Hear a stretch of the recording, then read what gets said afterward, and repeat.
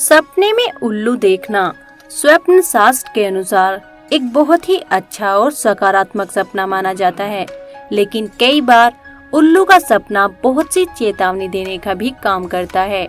जैसे यदि आप सपने में सफेद उल्लू को देखते हैं, तो यह सपना जल्द ही जीवन साथी के मिलने की ओर संकेत करता है, या आपकी जान पहचान किसी ऐसे इंसान से हो सकती है जो आने वाले टाइम में आपकी बहुत सी मदद करेगा।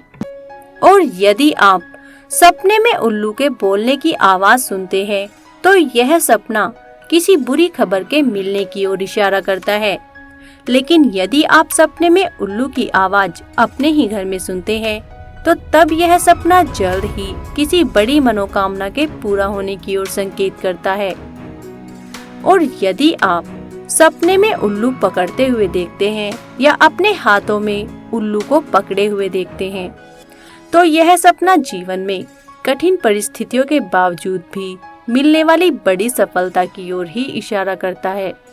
और यदि आप सपने में उल्लू को खुद पर हमला करते हुए देखते हैं, तो यह सपना किसी गलत काम में हाथ डालने की ओर ही चेतावनी देता है, जिसके नुकसान से बचने के लिए आपको किसी काम को करने से पहले एक बार फिर से सोच विचार करने की जरूरत है।